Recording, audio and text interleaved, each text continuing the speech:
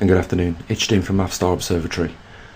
Okay, before we hit the road running in this video, and I think it's probably one of the most important videos I've ever done to date, hopefully by the end of this video you'll be clear about what is taking place with our Earth and in how long a period of time, if not less.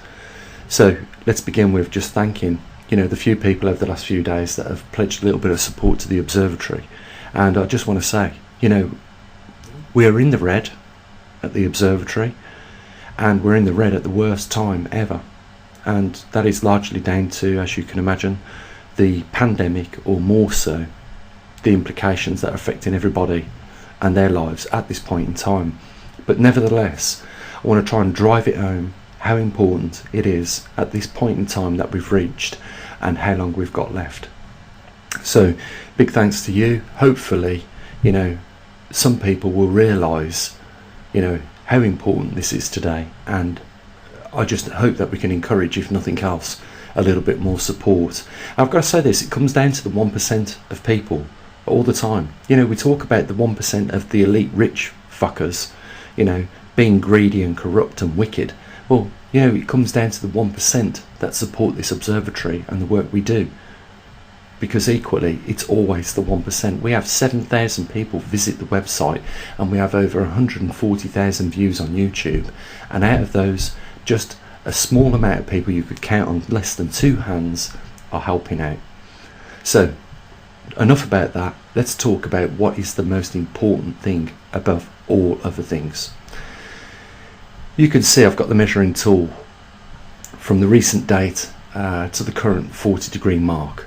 And if you've been following my channel, why I've been talking about the 40-degree mark is because if you get a compass and you get a magnet by that compass and slowly turn it, you'll see the needle move to the point of where it reaches 40 degrees, and then after 40 degrees it rapidly reverses.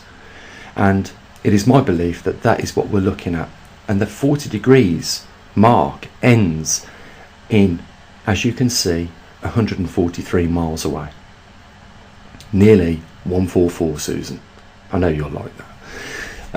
But the main point is, if you work out the time period and the current rate of migration of the magnetic North Pole, which is 4 miles per month, and you can see we've got 143 miles to go, that is roughly 2.97 years left, based on an average of 4 miles per month. Less than 3 years.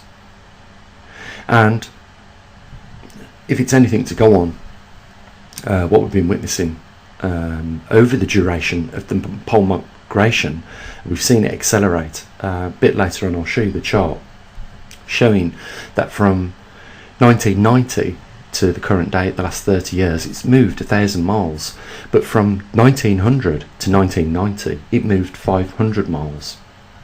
So it is accelerated, and I expect it to accelerate again in the coming years as we approach that 40-degree mark. Now I just want to say something, guys. This isn't a hoax. This isn't over cooking the ham. This is really happening. This is taking place, and it's taking place in our lives. And you really need to know the implications of what are taking place as that magnetic pole migrates across the northern hemisphere, because it just doesn't, like a lot of people think, just alter the compass.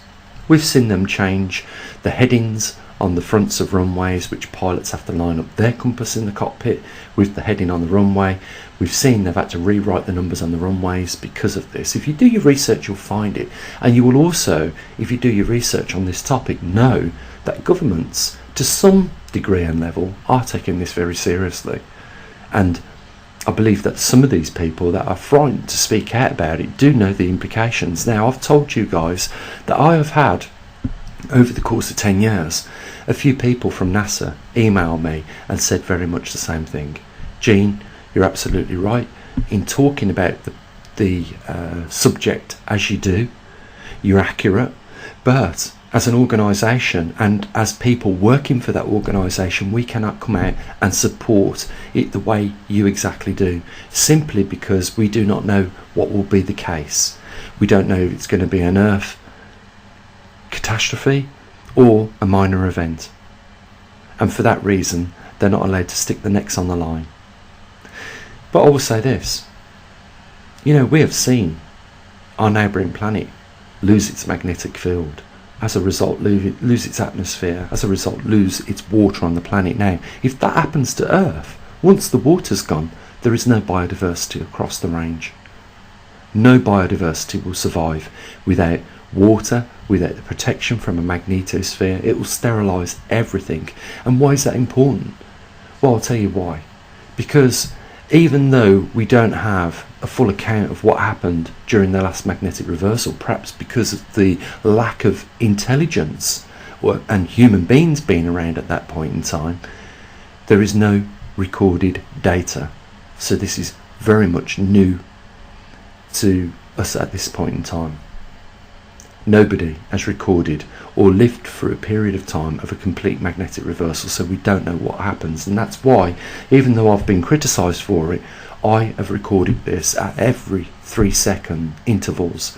Every 3 seconds we take a reading of where the magnetic North Pole is, and it's recorded on the SD card and then uploaded to the website. But more than that, guys, what you see is a raw, condensed image of, or a chart showing what's happened over the last month. But in each one of those charts, if you just look at the bottom, you'll see there is between 200 and 300 and sometimes more thousand collected data points on the magnetic North Pole migrating. So we're doing the best job at this point in time, I believe, more than any other organisation on this planet to date in recording this for the future generations. In that own respect, it is worth supporting for that fact. But we do a lot more. We have closely monitored this now, more recently over the last 3 and 4 years since we've been putting equipment out into the field, as you've been watching, and tried to do the very best job with the limited capabilities of what we've had in funding. And no one can criticise the efforts that have been made to date, because I will be honest, and I think some of you guys will as well, know that what we've done is pretty much extraordinary and has gone pretty much unrecognised. I'm not out for, a Nobel Prize. I really am not bothered about that. I'm concerned about the possibilities at which we will face in the not too distant future, and we could be just talking less than 3 years away, as you can see from that measured mark to the 40-degree area. It is a serious business when a planet, I will tell you now, it is probably the most fundamental major planetary mechanics when a planet goes through a magnetic reversal. These are rare events. I'm not talking about excursions. I'm talking about the completed reversal. During a completed reversal, the planet's magnetism and magnetic field collapses, leaving us subject to the harsh conditions of the radiation which is inbound, which generally we are protected from. It's a serious business.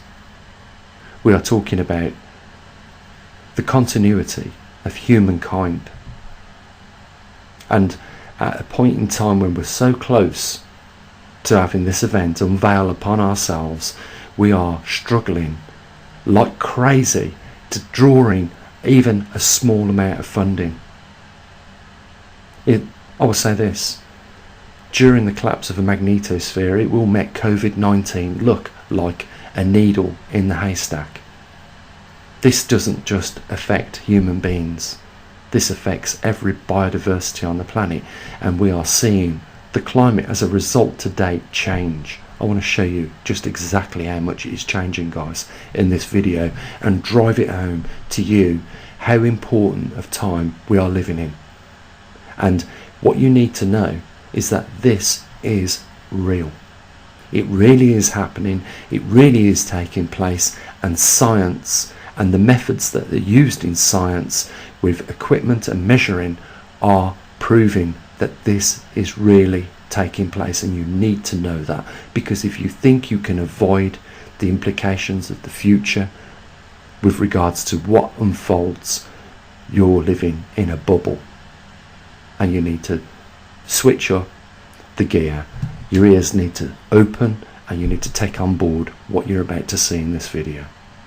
Let's begin. So where do you want to start? Let's start with today and a look at our jet streams. We're at 250 HPA and we're looking at the wind model, and as you can see, we've got jet streams that are stretching from the northern hemisphere above 60 degrees, where the polar jet stream should be, which is a nice wavy sine wave across the northern hemisphere, right down into the subtropical regions, and as a result of that we're going to get a lot of rain dump. When that jet stream takes up the dry humid air from the subtropical region up to the northern hemisphere over in the polar region, it's going to drop it down as snow, as you would imagine.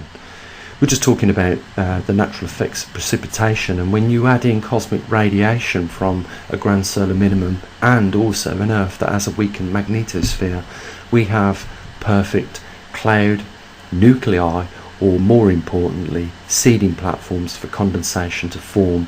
So we will get more snow in the northern latitudes and we will get more rain in the subtropical regions.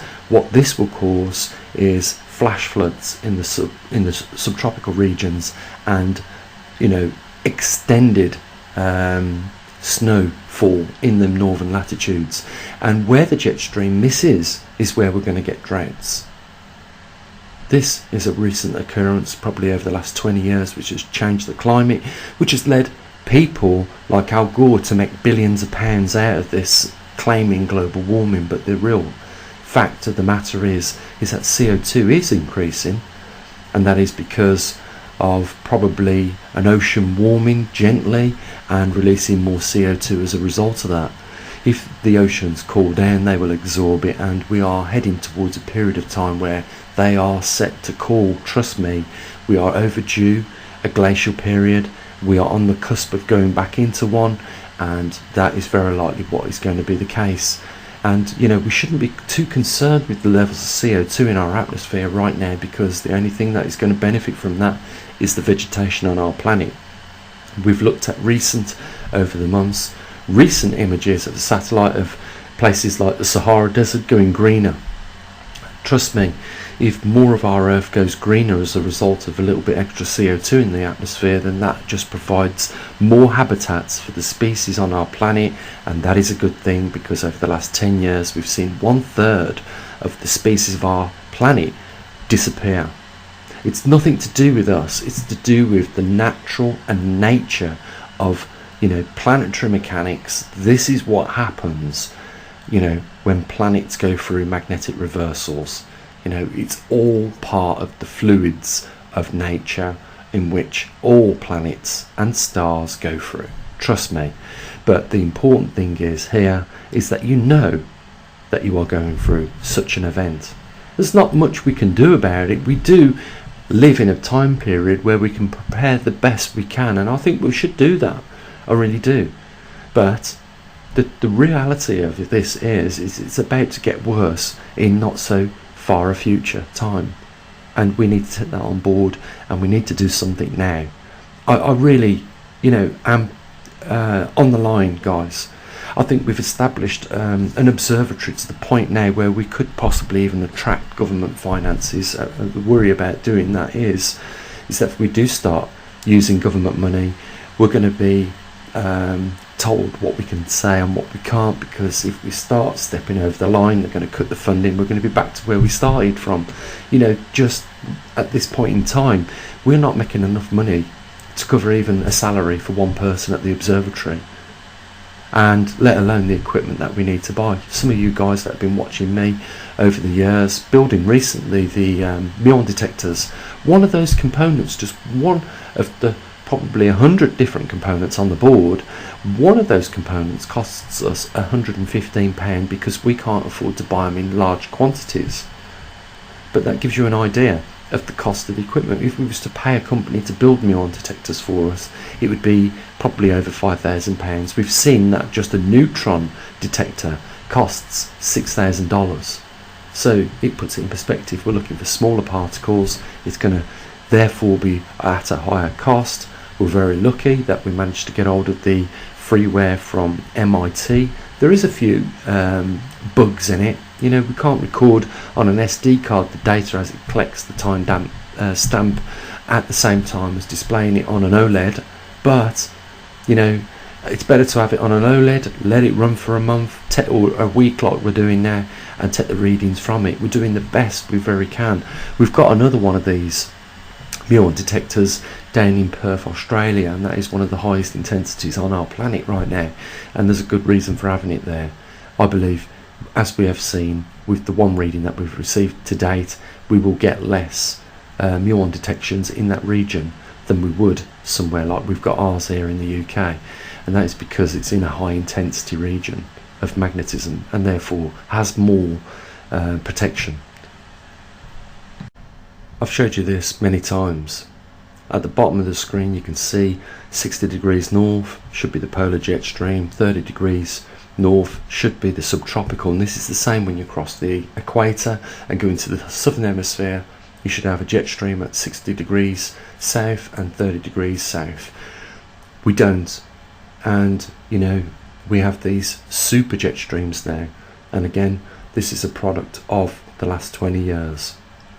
This is really what is changing the climate on our planet, and this is really what is affecting, you know, global production of food. This is the real story that isn't being, you know, told as much as it should be.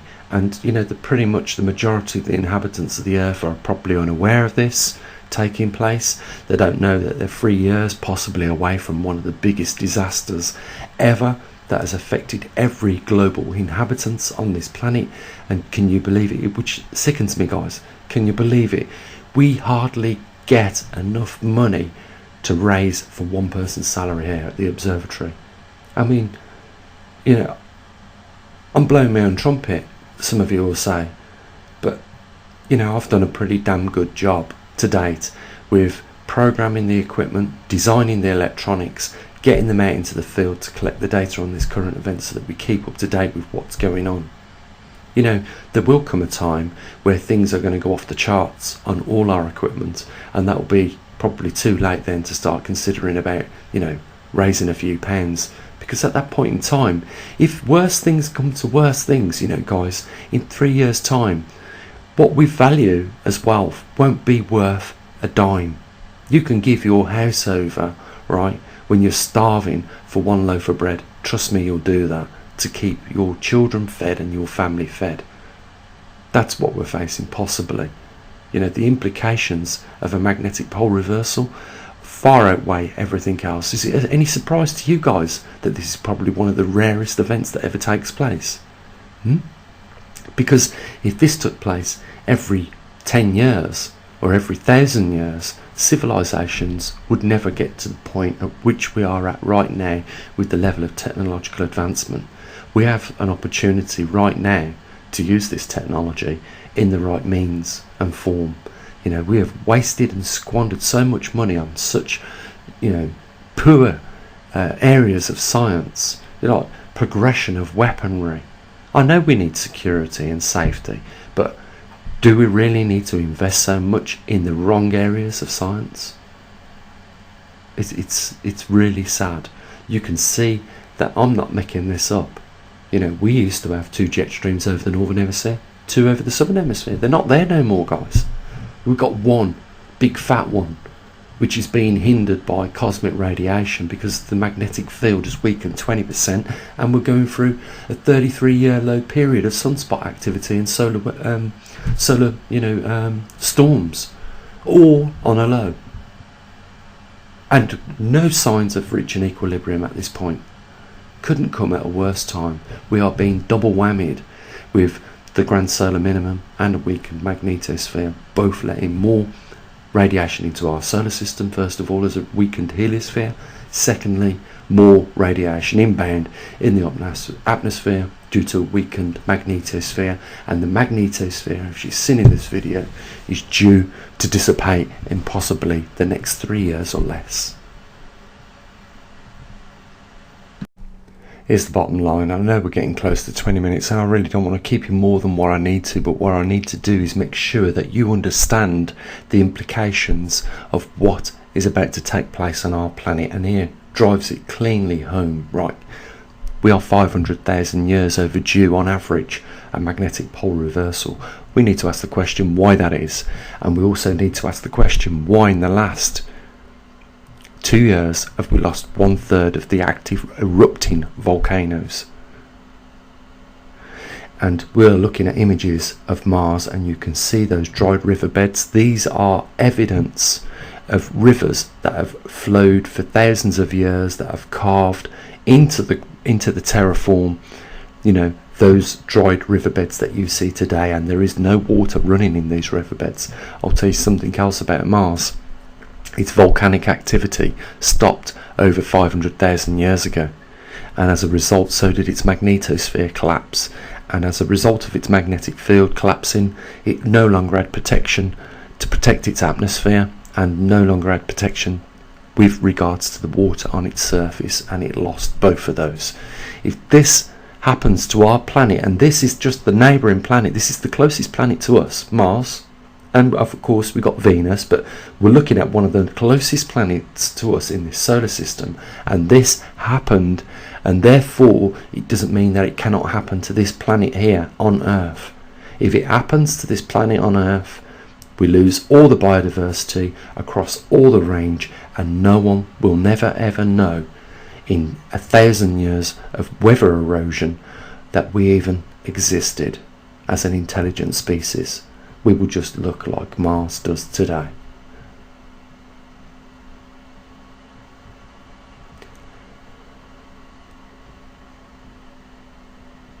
Let that sink in. We are facing a point in time that even if this worst case scenario doesn't happen, a magnetosphere collapsing and cancer rates will skyrocket as a result. And not just, again, I keep saying this, you think it's related to human beings? No, trees can get cancer, animals can get cancer.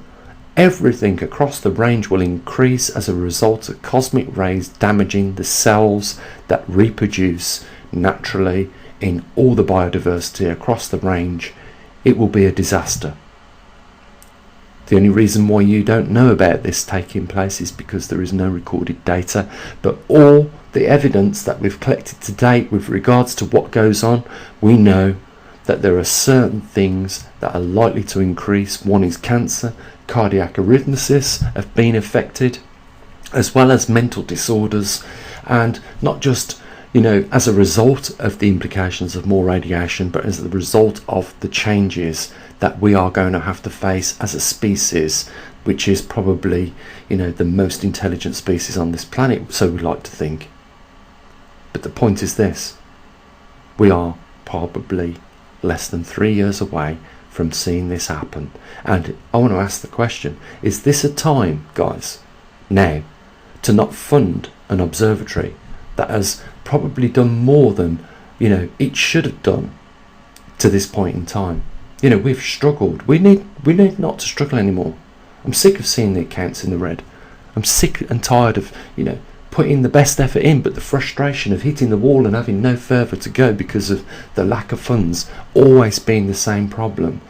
Something needs to change. There's more work that can be done on this subject. There's more information that we can get to people, and there's more spreading of this, so that the majority of the population on this planet understands what's taking place. I said it before, COVID-19, everybody understands that. The governments are spending billions on it.